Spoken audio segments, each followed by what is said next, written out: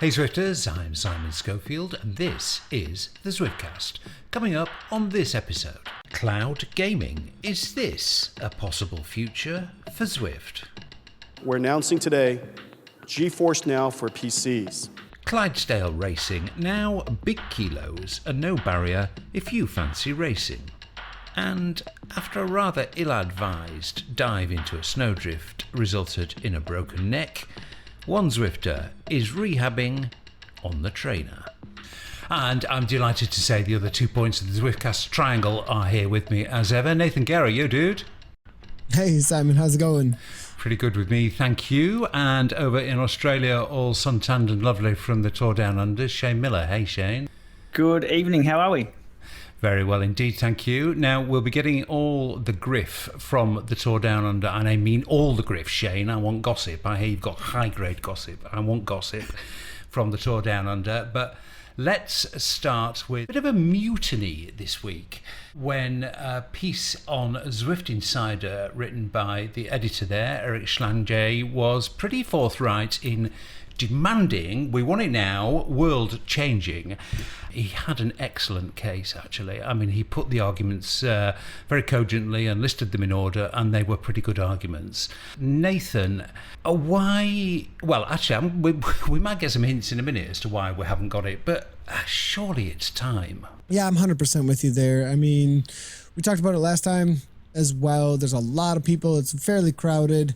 We talk a lot about the blob in racing. I think there's just like a blob of riders everywhere at this point.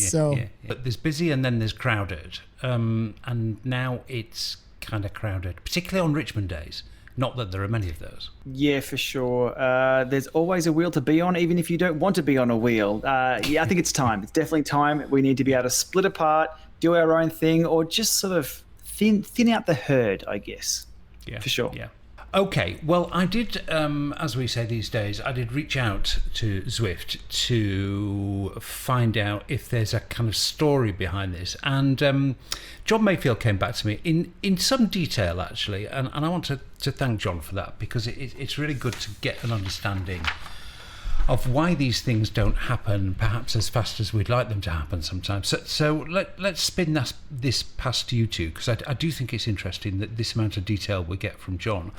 I mean, the first thing he says is that real-time world switching has been a feature in iOS right since launch. So it works in iOS and they've tested it. Now, he said when it first started, it did have a pretty high failure rate. So it works in iOS. And he now says it's now stable enough that we're ready to bring it to desktop. But here's one dilemma that they've been wrestling with, and Nathan, this is an interesting point. It makes it hard to ride with people as they may be on another world. So you can sort of see that, can't you? If you use the ride with feature, you're in Watopia and somebody's in Richmond, then you can see kind of on a coding level, not that I know much about coding, but that looks to me to be quite a tricky problem to solve. The ride with feature is only available when you first log in. Yeah, that's true. So At this point, you're already choosing where you're going to go.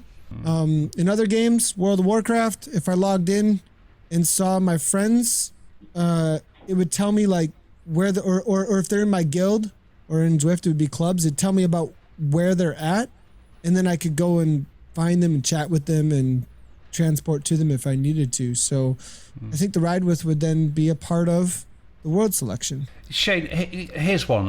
This is in your area, and again, it kind of gives an indication of the sort of problems that they're having to solve. It would chop up people's activities in multiple worlds into multiple Strava activities, which creates spam. Strava spam, I guess he means. Yeah, this is something we talked about with the teleportation. Even on the same world, it would create a straight line because they're using Strava's technology, which is built on the real world with GPS points. Yeah, very interesting one to solve. It's an easy concept to think about and get your head around, but to solve it with the current technology we have and upload to Strava, things are going to get a little bit tricky. I think this may need some integration with Strava so we don't just flood feed our activities. If we're switching between worlds and we have 2 kilometers here, 3 kilometers here, and a race over here, and If that's multiple activities, that's going to get really nasty. So we're going to need some close cooperation with other companies here, for sure. I mean, I think what this does is it gives an indication of the kind of problems that they do have to solve with this. And but this is what companies like Zwift do. I mean, that's why they exist, to solve tricky coding problems.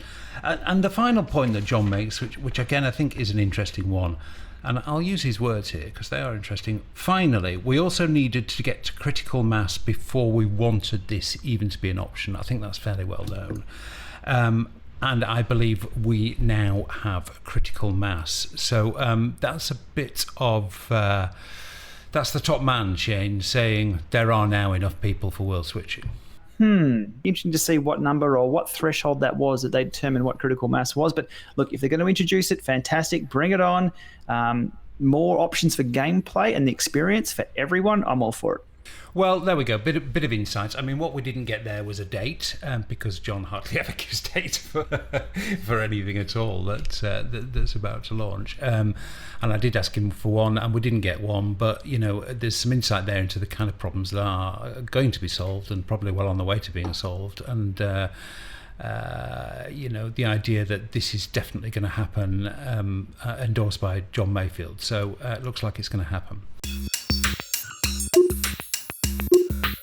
So, Shane, let's get on to some Tore Down Under gossip. I mean, the centre of the cycling universe for the last week or so. You were there with lots of other notables from cycling media, and indeed one of Zwift's rivals, Virtue chose the Tore Down Under to kind of launch its product, really, or launch itself to the world. I mean, it's still very much in beta.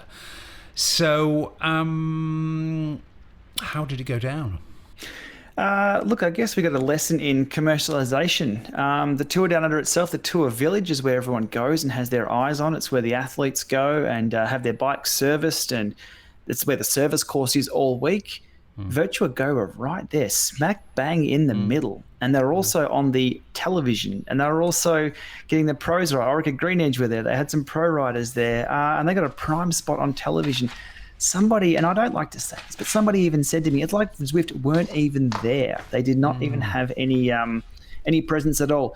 But the reason for that, that's the commercialization of the actual event. I believe there's certain licensing or certain anti-competes, I guess.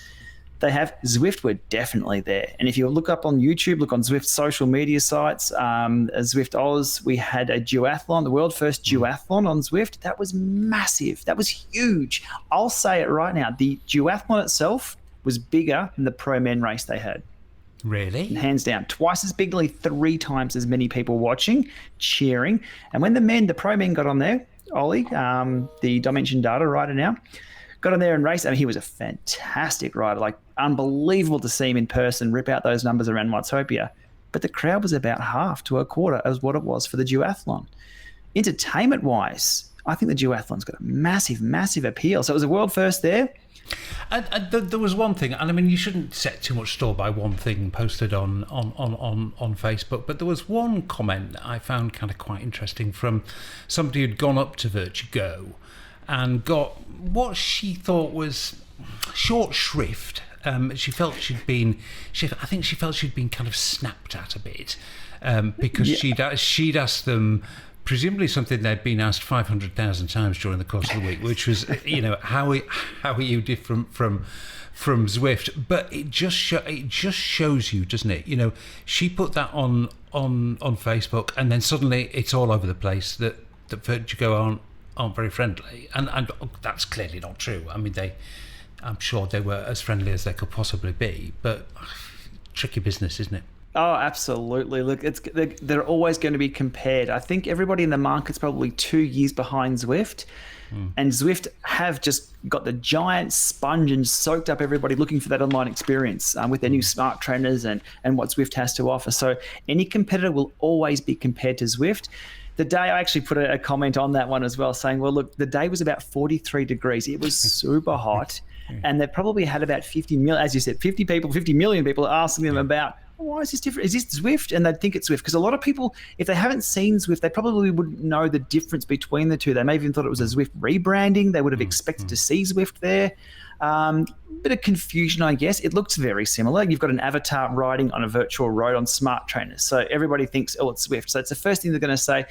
Look, I had a few chats to the guys behind the scenes there at Vertigo. They're nice guys. And they know exactly where they sit in the market. They believe there's room for more than one, which is fantastic. Absolutely there is. And they have their work cut out for them, though. Absolutely. And observing from a distance, as we clearly were here, a distance not only geographically but also time-wise, which always makes the TDU a live sport event. It always makes it a bit difficult to get your head around here.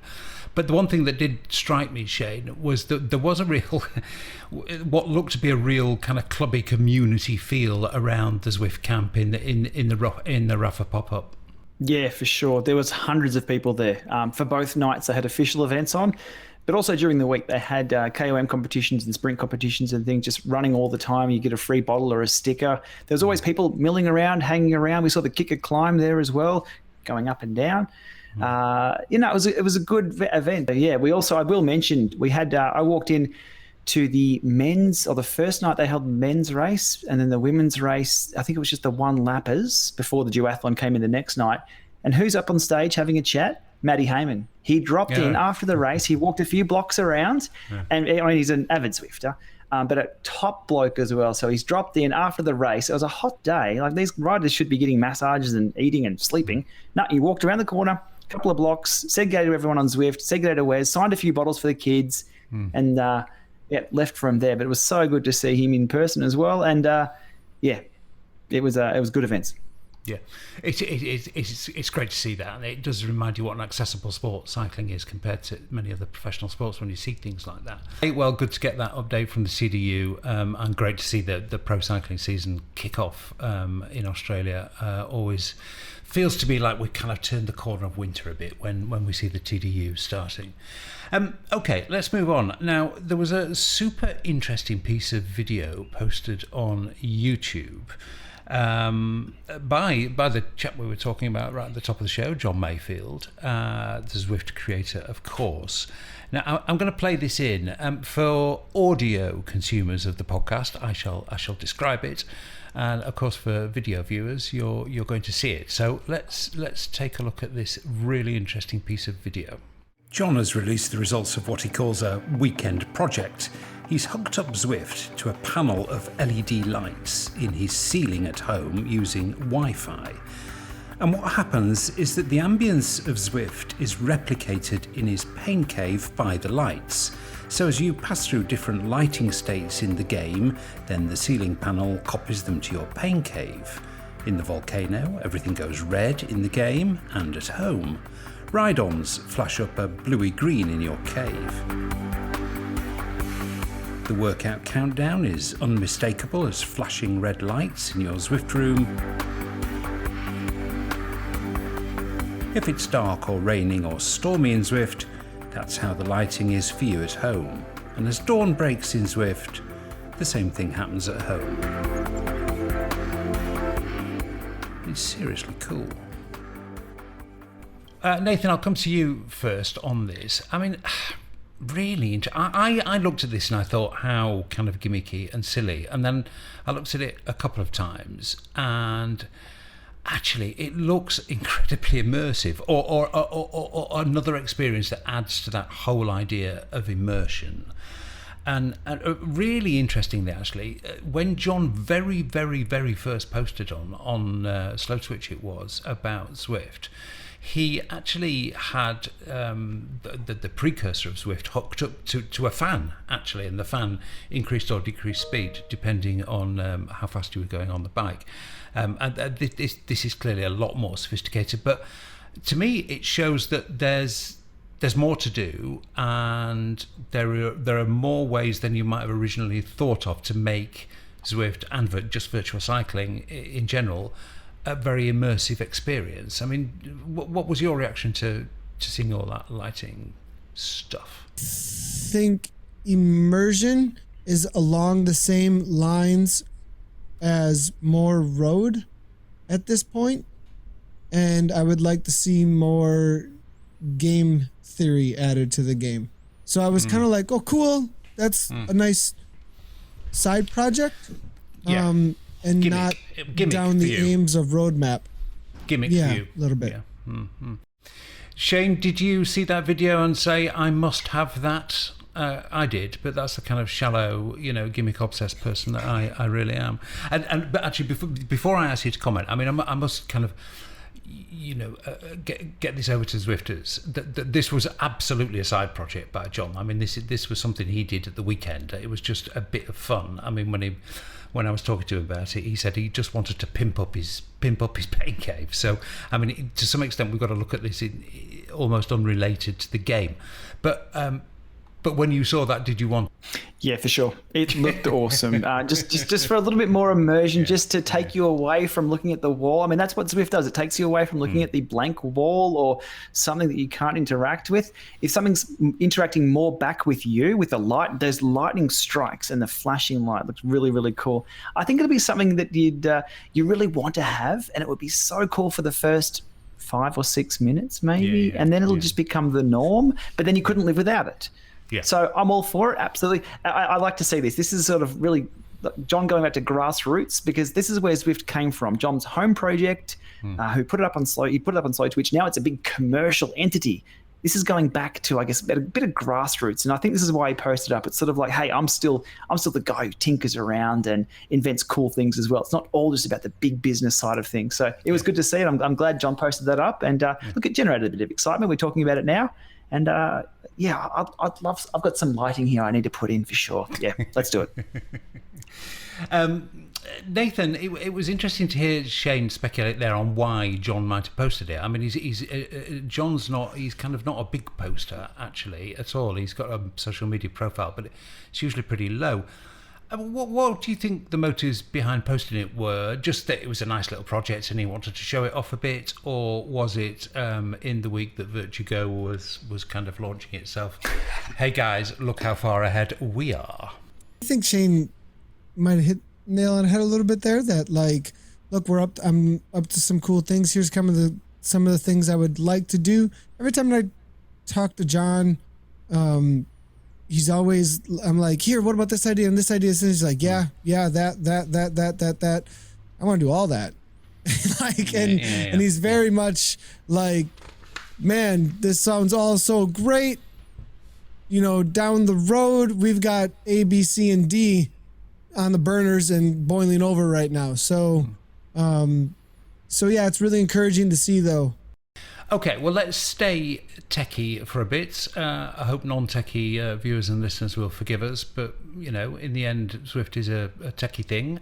So let's stay techie for a bit, because there's been a kind of development which may, in the fullness of time, I mean, not tomorrow or next week or even next month or maybe even next year, particularly for Zwift, but this development might matter, and it might matter big time, and it's called cloud gaming. So before we discuss it, let's find out just a little bit more about it. Will this run Zwift? The question's asked so frequently that it's almost become a meme. It's probably fair to say that a major source of grief for Zwifters, especially new ones, is making sure their PC, laptop or Mac has enough grunt for the game. It's all about the graphics card, and for the non-computer savvy, it can be a steep learning curve. An awful lot of work has gone in at ZHQ, unseen by Zwifters, to make the game run on low-spec machines, as CEO Eric Min made clear in his Zwifcast interview. Jon and his team are incredibly talented in creating a game that can run on literally the most basic hardware. And the advent of Zwift on iOS, especially Apple TV, has done a huge amount to reduce friction and make all those confusing discussions about graphics cards redundant. But despite those developments, was an announcement by NVidia's CEO at the CES, the Consumer Electronics Show in Las Vegas, something that will come to be seen as very significant. The team has finally done it. Ladies and gentlemen, we're announcing today GeForce Now for PCs. So, what is GeForce Now? Well, it's also been called cloud gaming. None the wiser? Let's ask the Zwifter who made Zwiftalser, the tool that's helped thousands of Zwifters with graphics cards issues. Cloud gaming and GeForce Now is very high performance graphics on ordinary computers and mobile devices and set-top boxes. The graphics processing is done by servers in the data center, the cloud. Then what essentially is delivered to you is a streaming video of your current game performance. So effectively, this is the world's biggest and best graphics card, but it's not in your machine, it's in the cloud. It does all the processing and stuff that graphics cards do, and then it sends back to your computer a beautifully rendered, glitch-free instance of let's say Zwift. Is that sort of in simple terms? That's what it is. Yes, it's exactly that. Whilst it is indeed exactly that, cloud gaming in the short term is likely to have little impact on Zwifters. The game's not currently on the list of supported titles. And even if it was, bandwidth is a factor, as coverage at CES made clear. So what kind of internet connection am I going to need to have? We recommend a 50 megabits per second internet connection, but it will run as low as 25 megabits per second, and you'll get a very excellent streaming experience. But what are the possibilities in the longer term? Hard to say, but here's an example. Zwift creator Jon Mayfield recently reposted his original design for portals in workout mode. They were more elaborate, with more graphical information on the upcoming interval, and they served as a gateway to a completely different environment.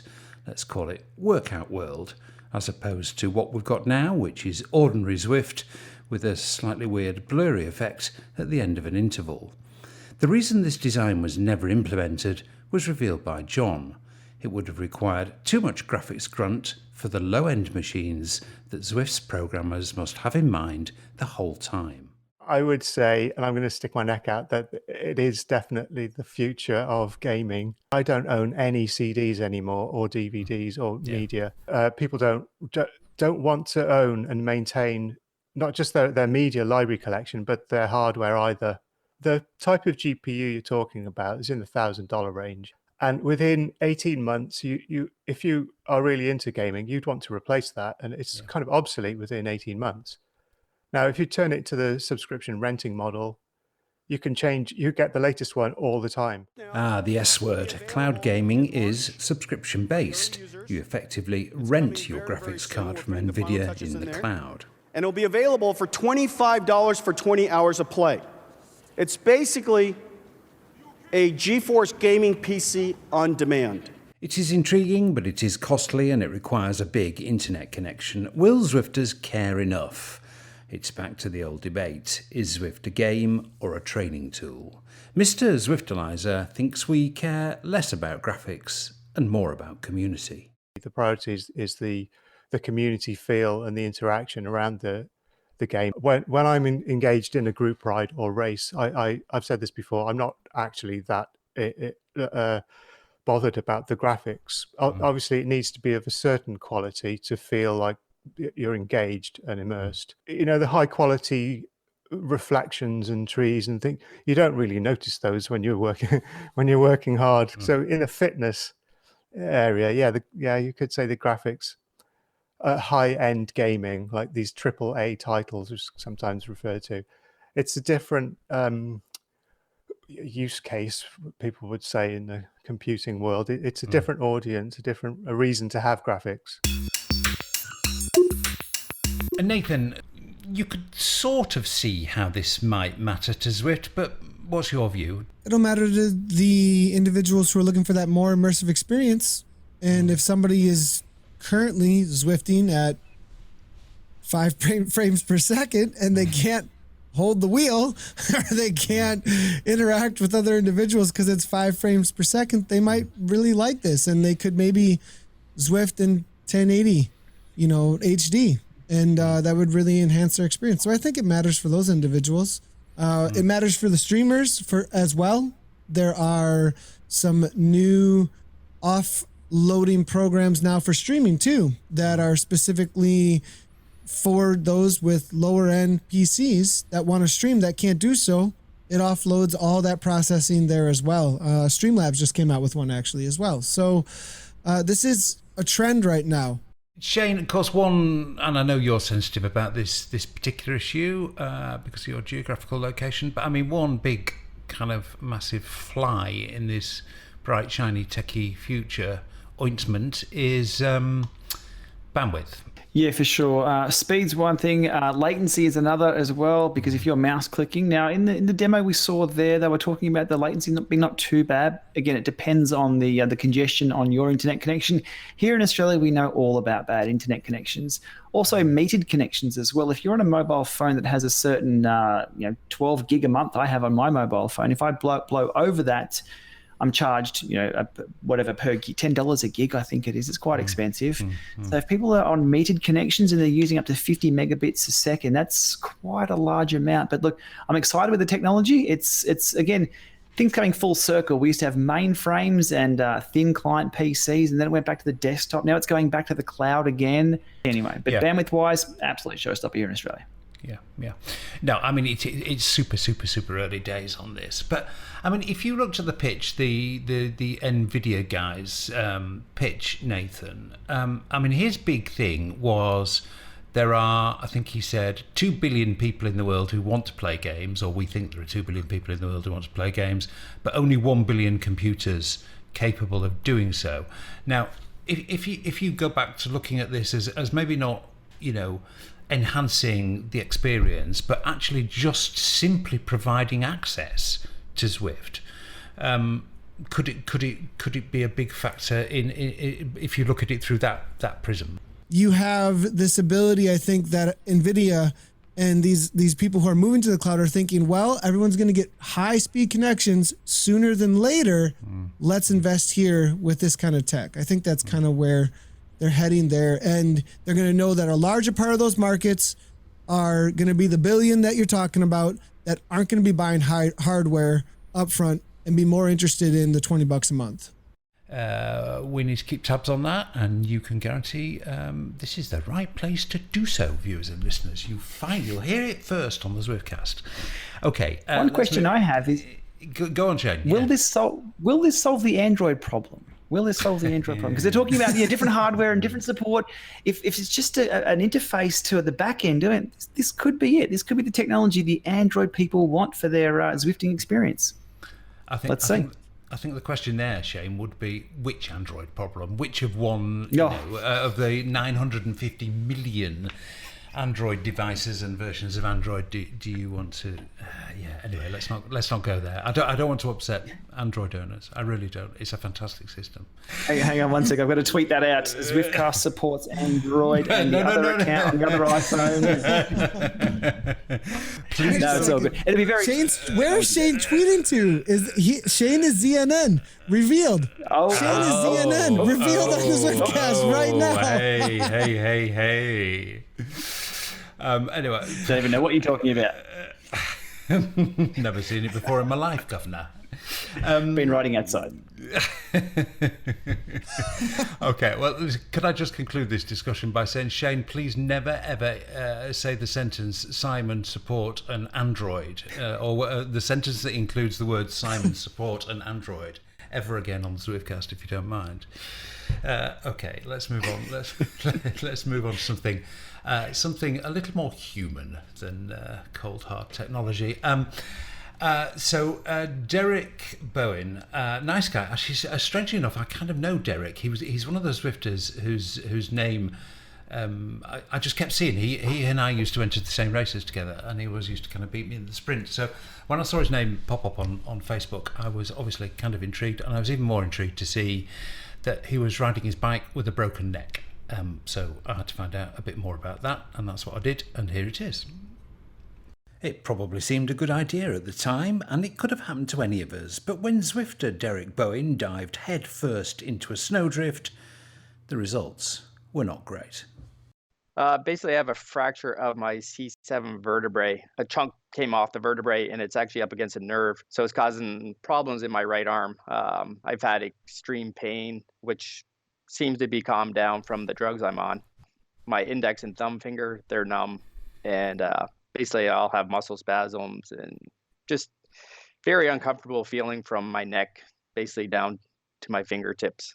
Sleeping is a nightmare. So just you got this brace on, and it just seems to flare everything up again. Being a hardy cyclist, it's not stopped you getting on the bike. I had 3 weeks of playing video games on the couch, basically doctor's orders. But mentally, it was tough just sitting there doing nothing. I got permission from the doctor to start light exercising. So basically sitting on a bike and pedaling is what I consider light exercising. And what adaptations have you had to make to the bike, Derek? Basically, I've made a bike which is fully adjustable. So I've raised the bars up nice and high so I can just basically lounge on it instead of get into what a normal riding position may be. And I mean, presumably you didn't have a bike like this just lying around. Have you had to construct it or get somebody to help you construct it? Basically, I had it made, not in the purpose of using the abilities of moving it all around to adjust to a problem like a neck brace. But I just built it so I don't have to use my road bike or any other bike. It's just my indoor trainer bike. I assume you've got to take things fairly easily. I put some pretty good efforts in. There's no chance I'm going to stand up and try to sprint or anything like that. But just sitting and pedaling harder at times, it seems to be okay. Like obviously, there's an issue with my arm, but it doesn't stop my legs. And have you had a reaction from Zwifters? I see you put broken neck or words to that effect in your screen name. People have come out and they've showed that they've recovered fully from broken necks, and probably some cases a lot worse than what I've had. And it's just inspiration to see the other riders, persevere and ride on. Basically, I guess Zwift is keeping you sane, isn't it? It is really sane. It's tough just sitting around and not being able to do much of anything. So yeah, Zwift is definitely a savior. I do feel for you, Derek. I mean, what's the prognosis? How long are you going to be in that instrument of torture around your neck? It's supposed to be coming off in about 2 weeks. Right. Now, I don't think it's going to be fully off. I think I take it off, learn the exercises I'm supposed to do, and I'm assuming I'll put it back on until I'm not even sure what my recovery is going to be when it does come off. Derek, let me just ask you one question. If you were thinking of diving headfirst into a snowdrift ever again, do you think you would? No, it's not going to happen ever again. I've paid my dues for doing it. It was obviously a bit of a daft thing to do, but I think he kind of realises that now, and haven't we all done daft things that we've later regretted? Shane, the interesting thing for me on Derek's story was not so much the recuperation from an awful injury, which is always sort of interesting in a kind of morbid way, but was to see how instrumental in getting him back active was returning to the community, the Zwift community. I mean, I found that really kind of heartening. Yeah, look, one thing that really took me aback watching that video is how close we all are at any time for a life-changing event. That is just, it sends shivers down my spine. It literally does. Any second, and that split second we saw there in the video, that changed his life in a big way. So to be able to return to a little bit of normality, riding Zwift and interacting with people, just like, as he was before that event, fantastic. Good to see. I'm hoping he makes a full recovery from that and still enjoys his Zwifting, and it looks like he is. So that's a great thing. We're all kind of a moment away from disaster, particularly if you spend any time on two wheels, actually. But what other community could you kind of rehabilitate on a bike? Talk about bikes, talk about broken necks, and talk about motivation to get off the couch, which must be hard when he had that awful neck brace on. I mean, what other community other than a place like Zwift? I'm actually searching the corners of my brain right now to think of another community that's online in this respect that could replicate something like this. There might be a few out there, but in this respect, like if you think about the little benefits that we get day in and day out as Zwifters, in that we get the motivation to jump in our workout. Derek ran for a long time as well.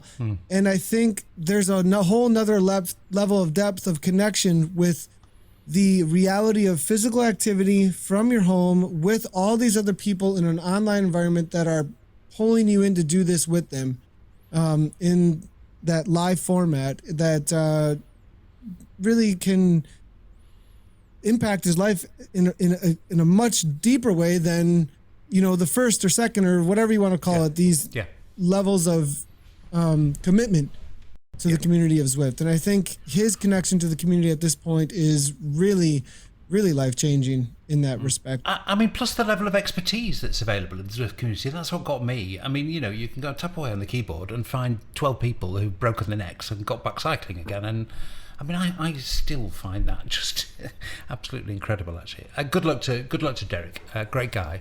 And let's hope for a speedy recovery. I'm sure you'll be hastening it with the exercise you're doing, and really good to see you doing that, Derek. Well done, mate. Okay, well, talking of expertise, one other area of expertise that Zwifters are particularly interested in accessing is coaching, and continuing a bit of a theme on this Zwifcast, actually, technology. Zwift and coaches and streaming together can make access to coaching expertise easier than ever before, and one way of doing that is something called Workout Wednesdays. Group workouts have been a thing on Zwift for some weeks now, and they're getting more sophisticated. One evolution is the live streamed group workouts, one of which is Workout Wednesdays. Let's knock it back now. Now, before you go, whoa, that's too much tech. Whew. Actually, it's not. To get the best from these, all you really need is a second screen, which really adds to the experience, according to ride leader and coach Matt. 2 screens is the way to do it. So I've got my primary screen, which is a TV screen, and that's where I view my Zwiftaliser in game.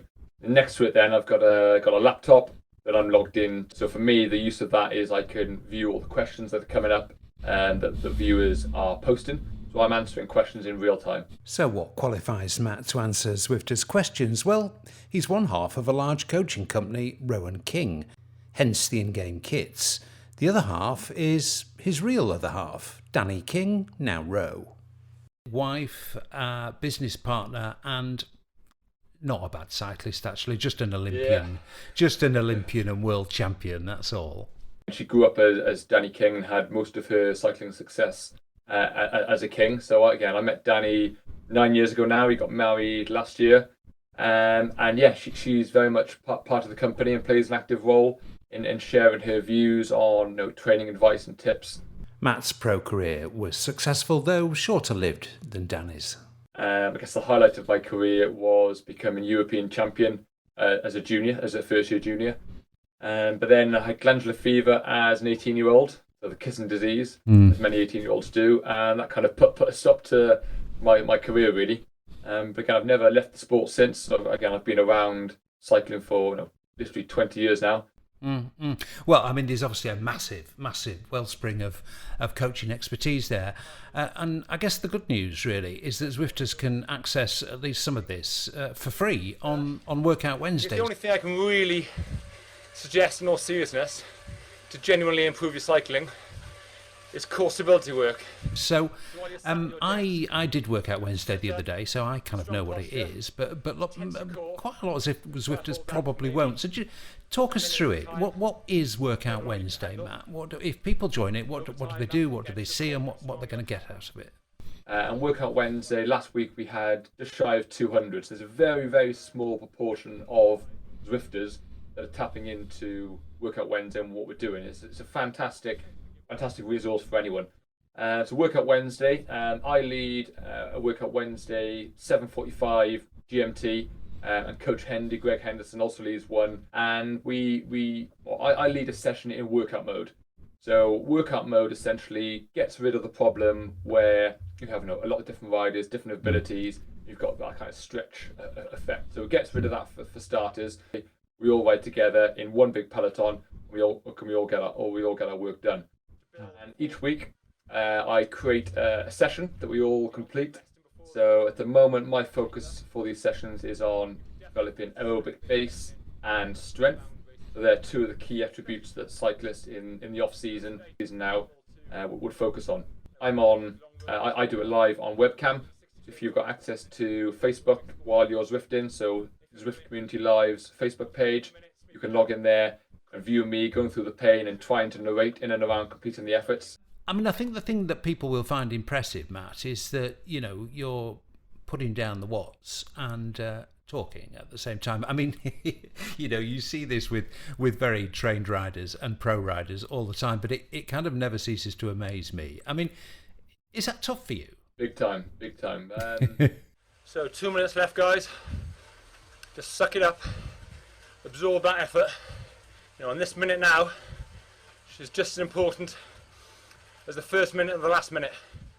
Again, people probably think that I'm cheating somehow, or kind of I'm docking my watts, but I genuinely do the session as everyone else does on Zwift. So we're all in it together, and at times after maybe some real hard effort, or a sprint or a prolonged period of intense effort, I do go a bit quiet while I'm catching my breath.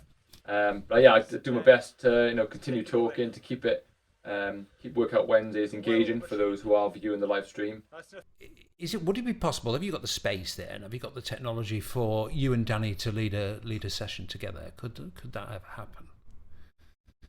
That's very funny you mention it. So Danny's been in Mallorca for the last 10 days. And while she's been away, I've got the garage decked out, made some more space. I've actually got 2 turbos set up now. So one of them is connected to Zwift. One day the dream will be to have 2 Zwift stations set up. And the only downside of that is I'm sure we'll become a little bit competitive, with racing on Zwift and all that. So, but no, that's definitely something to aim for.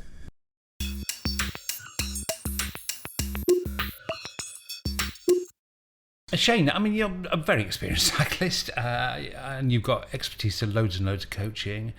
But would you ever do one of those sessions? Yeah, for sure. Wednesday's a good day too. It's far enough away from the weekend to be recovered. It's far enough from the next weekend so you can go super, super hard. I'm all for it. And I'm all for being yelled at and switching my brain off. So if somebody else can lead that, or I can be taken through online, I'm all for it. It's a good workout.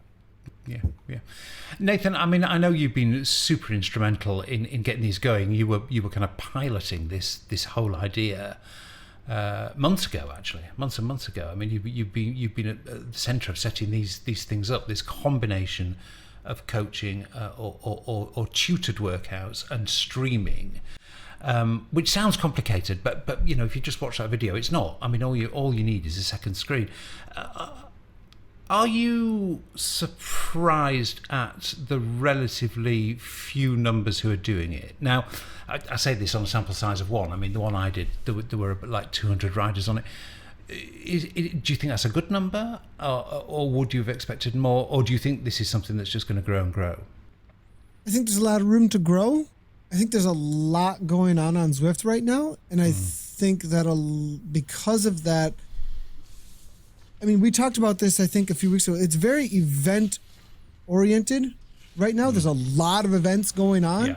Yeah. And so I think there's a lot of people doing a lot of different things all at the same time sometimes. So 200 people is a good amount to show up. Shane, it's sort of Zwift's answer to Peloton, this, kind of, except it's not a scantily clad woman with lots of makeup on throwing herself around on a spin bike, and can I thank heavens for that, really. But do you think this could be a kind of an answer to the Peloton thing? And what I mean by the Peloton thing is that kind of sort of celebrity-led, I hate to use the word celebrity, but expert-led sessions. I mean, is that important for developing the quality of these community events where people are working out together? Interesting question. Yeah, look, it'll allow the instructors to become more and more professional at what they do. And if there's some interactivity happening as well, the instructors will know what works and what doesn't. And then next week it'll be a better session. The week after will be a better session again. The week after that, it'll progress further if there's some good interaction there between the instructor who continues to do the same thing.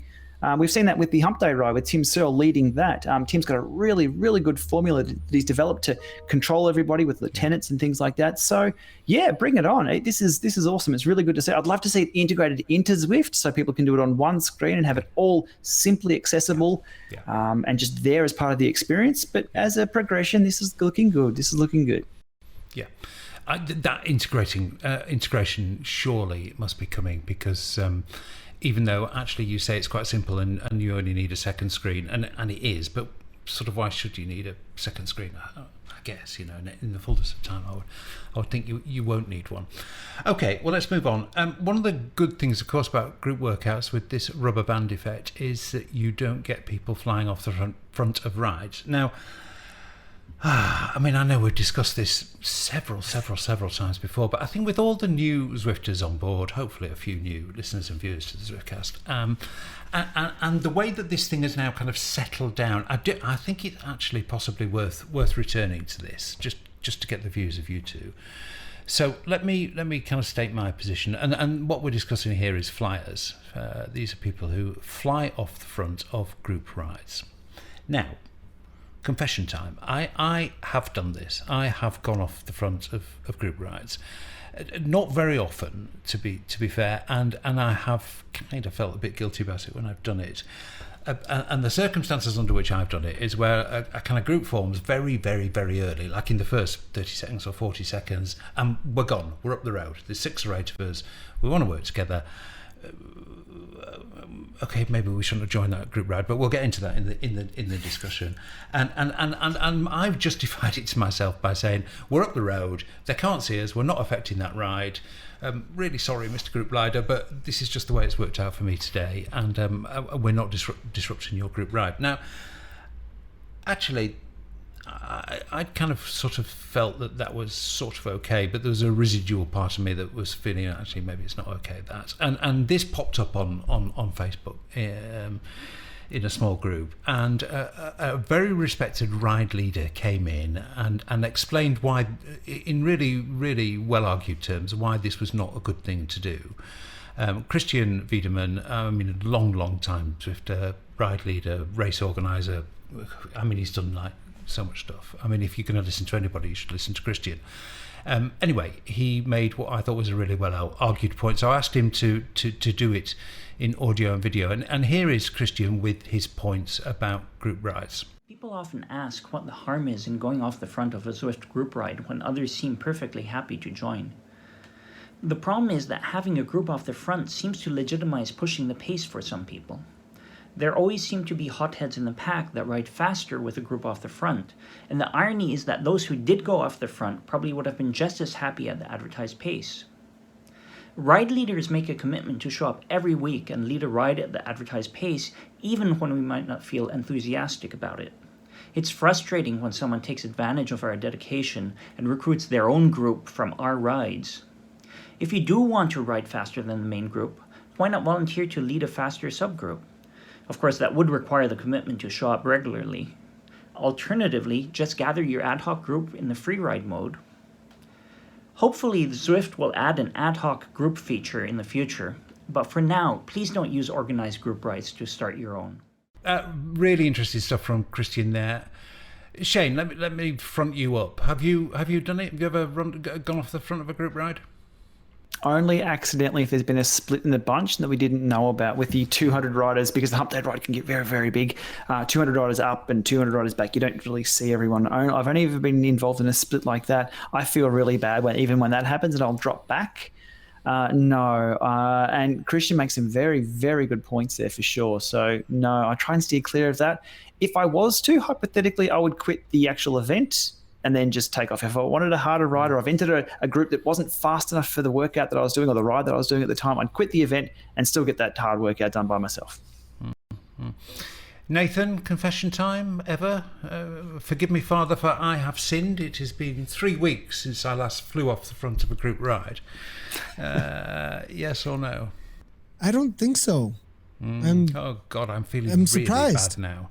At it, actually. No, because in real life, I'm the guy who's like, better hang on. We showed up to the A group and they get mad because it's whatever. So I'm the guy who's usually like, deal with it.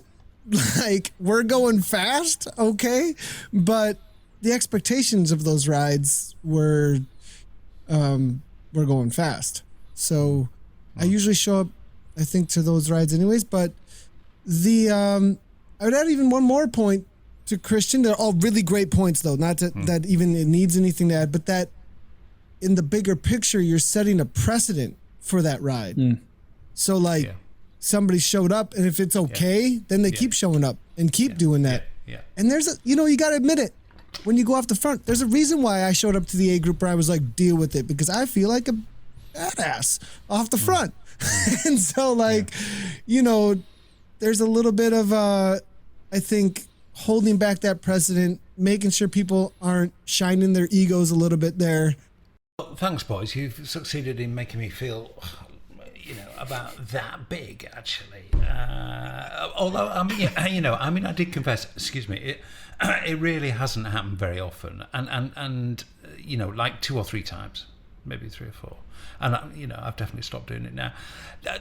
One of the reasons I did it on the very few times I did it, actually, is I'm in a slightly unfortunate position of being a pretty strong C rider, but not such a great B rider. So I'm struggling to hang on to a fast B-paced ride, and sometimes a slowish C-paced ride doesn't feel fast enough for me. So I do kind of struggle to find my levels on certain rides, but actually it's no excuse, really. And okay, having heard from you two, I promise I will never ever do it again. Okay, talking about going fast, let's have a little tiny bit of racing, and here's news of a brand new race series which will appeal to the heavier rider. Normally, Clydesdale's in triathlon, 100 kilos and over. I looked at the amount of people that were over 100 kilos on Zwift Power, and I think there were 6 that had ever raced. So there's no point having a category at that time. Yeah. So I went with theirs, which was 84 kilos, 90 kilos, and then obviously with the women's version, which is called Athena, it's 68 kilos, 75-ish kilos, because it's in the Imperial. Basically, this is a race series for the heavier rider. I mean, obviously you've identified a demand for that, and to an extent that wouldn't be surprising. Yes, there were a lot of riders that were complaining that the only races they could actually compete in or have a chance of winning, well, not even winning, just to be able to race, were completely and utterly flat. People were finding, myself included, that as soon as the road went up, we were going into zone 5, zone 6, trying to hammer it just to stay with riders who were probably taking it easy going uphill. So with Zwift Power allowing categories by weight, I wanted to bring that in. And there was a lot of demand, and there are a lot of athletes that are over not just 84 kilos, but over 90 kilos, even 100. Yeah. Well, I mean, I've got a friend I've got 2 friends actually, both very, very strong cyclists, 95 kilos, 100 kilos. I mean, cycling is kind of, it's synonymous with skinny people, but actually, there's a good deal of cyclists who are heavier. Well, Chris Hoy is a brilliant example of that. 93 kilos at his leanest. So how's it going? Are you getting good numbers? Not bad, considering it's only just started. We're getting 25, 30 riders, but the word is spreading. I've had maybe about 30 people joining the group in the last couple of days. So it's just a sort of a rolling stone, really. It's just going to pick up, hopefully, more and more. Yeah. And I guess your course selection is not in any sense limited, is it? You're presumably choosing from the entire range of courses that are available. You're not just sticking with flat. That's right. I mean, that's exactly the reason for doing with this categories, because then we can choose anything we want. We can even go up the mountain. Oh, well, it's an absolutely terrific idea. Do you think it's going to grow and grow? I mean, if you look at the demographic on Zwift, I mean, I don't know, but my guess is it skews a little older and a little heavier, perhaps, than the what might we call the club cycling population. I mean, is that your guess? Do you think? Well, I use Zwift Power to look at the weights of all the people that have ever raced at all that are recorded on Zwift Power.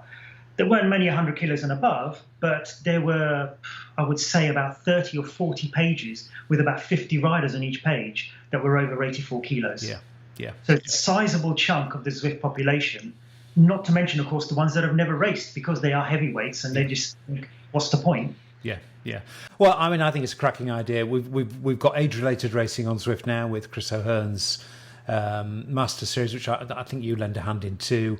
And to see racing by weight category, I mean, to me, it's just, why wouldn't you? What could go wrong with that? I just think it's a great idea. It extends the scope of racing and makes it more interesting to more people. I mean, I think it's an absolutely terrific idea. Good work, Robert. Thank you. And anything that brings more people into racing. So I mean, I would have loads more ideas, but I'm just limited at the moment in what we can do. But anything that expands the racing community, the better. Yeah. Shane, this is such a good idea. It's one of those ideas you think, why was this not happening like 2 years ago? Yeah, it's an interesting one. I want to know how many chocolate hot cross buns I need to eat so I qualify for this kind of race. Because I'm on it, absolutely. No, look, something for everyone. And if it gives somebody the experience to either win a race or be more competitive than what they were in the past, I'm all for it. It's a good thing to see. Yeah. Nathan, I thought Robert's last point he made was probably, his strongest one, which was that this just extends racing. It makes it's a bigger canvas. It's a wider world when people who would have felt excluded from it no longer do so. Yeah, exclusion and intimidation are the two main things I hear from people who would like maybe to check out racing and just feel like it's just not for them. So new women racers, I hear that a lot. And then I also hear riders who are like, I'm just gone from the get-go. It doesn't even matter. Why am I doing this? So having races specific to this, we've got women's racing growing for sure, women's specific racing, having racing specifically. Clydesdale is really successful actually in the mountain bike world. So I'm super familiar with this, so it's no surprise to me whatsoever that it would be jumping into the Zwift world as well. Yeah. No, it's a very good move actually, and well done to Robert for organising that. It'd be great to see that grow. Nathan, just finally on racing, we're not spending too long on it this episode, but I see that Zwift Power are getting. Well, it looks like they're getting a bit tougher actually. So they've now instituted a 3 strikes and you're out policy for, is it 6 watts per kilo for more than 5 minutes? I think it's a good move toward even more development that could take place. But baby steps, there's a lot that goes into all this. And just adding one more feature like that adds a lot more work on a lot of things. But they already got some tools in place to track your 20-minute, now it's 5, and I think that's all around power files and things. So there's a lot of different areas to go into with this, but I think it's a great development actually. Yeah, it is quite good to see them just flexing the muscles a bit, I think actually. Before we know it, boys, that's yet another episode done and dusted. Goodness me, there's always something to talk about, as we so often say. Shane, no sooner are you back from Adelaide than you're packing your bags again and off on your travels over the Pacific to Long Beach, in fact. What are you up to over there, dude? Yeah, not chasing the sun for sure, because the sun's definitely here. Another 40-degree day coming up tomorrow, which I'm taking off from. Look, heading over to ZHQ with their Australian representative, Wes Salzberger. And look, we'll be having a chat with the guys over at HQ about the pending Australian winter. Winter in Australia is always massive for Zwift. So the sooner we can get planning for that, with a few ideas for content, maybe some events coming up, the better they're going to be. So we'll be over there chatting all things Zwift for winter. And yeah, it should be good. Should be really, really good. Excellent. I love the US. Except the coffee. That's all good. Yeah, and cheese. Shots fired. They're not very good at cheese. But wait a second. What? Americans are terrible at cheese, aren't they? I don't know what America you guys have been to, but the only cheese, and let me tell you, Nathan, the only cheese I've ever seen in America is like it's either in a tube or in a squirty thing. I'm not so. You are coming to Wisconsin, okay? And we get all our coffee from south of the border, where all the awesome beans are. I don't know what you guys are talking about here, but. Well, okay. Well, as Nathan said, actually, I am coming to Wisconsin. I'm going to New York first, actually, for a Zwift-related launch event. I'm not sure if it's top secret, actually, so I'm going to say stum on that. But news will be coming. Okay, Nathan, and then I'm going over to see Nathan in Wisconsin, in fact, and doing a factory visit at Cyclops. We want a cheese report. Yeah, I think you're going to get a cheese report, actually, because this has suddenly become a thing now. But actually, and I don't know whether cheese will be. I don't know whether cheese will be served at this meal. But I've very kindly been invited by Nathan to what he cryptically just called dinner with Grandma. Now, Nathan, what does dinner with Grandma involve? I'm hoping, obviously, now cheese, but apart from cheese, there may be cheese. Actually, Grandpa's always got some aged cheese in the fridge. He's a connoisseur of the cheese and good beers. So, Grandma meal is the recreation of a Thanksgiving every Thursday. Okay. That Grandma's been putting on for 15 years, I want to say. It's been a long time. Man. And it's been a mainstay for our family, actually, here locally for a very, very long time. So you'll meet a lot of the Steinke family. My last name's Guerra, but my mom's side is Steinke Stonecutter. The Stonecutters, you're going to meet the Stonecutter side of the family. Okay. And Scottish German, very European descendant, frog and toad type house, small, cozy. There's a nice fireplace in an old stone foundation. It'll be you'll love it. You'll love it, Simon. They love your part of the world. There's pictures of your part of the world actually all over the house. So they'll love to have you. Well, I'm very, very much looking forward to coming to that, Nathan, particularly since I've had a more fulsome description of it. And I look forward at the end of the evening to getting down on my knees and probably even recording an apology to our American friends for cheese-related and coffee-based unjustified insults. But, I have to say this is subject to data, subject to testing, so... Get that cheese and coffee out, dude. What else is happening? I'm going to have to warn everybody. I'm going to have to bring the warning. What else is happening with you, Nathan? Much going on ZCL? I assume the answer to that is yes. Continual. There's a lot going on. Lots of great stuff going on with obviously Workout Wednesday, now that we have 2 shows on Wednesday. Partnered up with CVR a little bit, so obviously we're paying a lot of attention to what those guys are doing with the CVR World Cup. We now have Zwift Community live chat going on a weekly basis. We're actually having ZwiftQuest back this Friday to talk a little bit about the new team feature that's kind of being introduced for that as well. And then obviously we have the Crit series, both Europe presented by Tax and then North America presented by Cyclops. So those are in full swing. Good. Excellent to see. Shane, your YouTube channel obviously going gangbusters as usual. Now, the thing, there was such a flood of stuff from TDU, I actually found it hard to keep up. The one that stuck in my mind was something to do with chains and lubes and Neos. Just give us the 15-second version of that. I met with somebody over there from zerofrictioncycling.com.au whose obsession is oil and chains and efficiency. He has a Tax Neo that has done 53,000 kilometers with a motor. Wow. He tests chains. He check out the website zerofrictioncycling.com.au of what he's up to. Absolutely brilliant to talk to. I did a 9-minute video or so. Fascinating stuff. He's one of those people who are so far down the rabbit hole you can listen to them all day. Brilliant stuff. Good. I have to confess, one of my obsessions was chain lube. It remains so as well, actually, which culminated in me buying a slow cooker or a crock pot, as I think they're known in some parts of the world, and melting large amounts of candle wax and dipping several chains into it on a repeated basis. Oh, I'm there. I want to. I will experiment with this indoors because if it's cleaner indoors, all the better for me. Yeah, it is.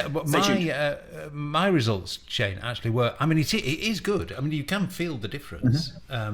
It's super quiet, but basically it involves you having a crock pot on the go on a more or less permanent basis because it lasts. Wax on chain, or what I used, which was like paraffin wax, it lasts for about somewhere between 3 and 5 microseconds. I mean, it just I've got 2 chains to swap out, so I keep one on the go. So I'll see how I go. I love low maintenance, so we'll see. We'll see how it goes anyway. Always have to explore. Well, that sounds like a good subject for something we should do on the podcast, actually, because lube indoors is really, really, really super important. I mean, it's important for cleanliness, it's important for noise, and important for power loss. You don't want to be losing stuff through your drive chain. Well, you report back on the cheese and coffee. I'll report back on the waxy chain. See how we go. Sounds like a great deal to me. Excellent. Well, thanks. I don't want any homework. No homework for Nathan. I'm not recording on nothing. Thanks very much, boys. I've enjoyed this one. As ever, we've covered a lot of ground in sometimes unexpected areas. And the next podcast, and Nathan, I hope to do it at your house, actually. If I survive Grandma's supper. Oh my goodness. I hope we can do that one together. So yeah, we'll see how that goes. We'll just have to be prepared for the multiple children involved in the new guests. You have 5 new guests. Okay. They're called the Garrett children. Yeah. Okay. Yeah, I'm prepared. I'm very prepared for that, I think. You are not prepared. No, I'm not. I'm definitely not. I was just being polite. Boys, thank you very much indeed. Safe travels, Shane. I'll see you soon in the flesh. Nathan, thank you very much indeed, as usual. Very entertaining. Cheers. Thanks, guys. Thanks for listening, podcast fans. Just a reminder that there is a video version now of the podcast. It will always be there in audio. I know the audio is very important to a lot of people, but the video version just gives a little bit extra if you want to check it out. Just search Zwifcast on YouTube and it should pop up. Thank you for listening, of course. Thank you for watching, if you try that. And thanks to Zwift for their continued support of the podcast, but just the usual reminder that even though Zwift generously support the podcast, they don't influence what we say. Thanks again for listening. See you next time.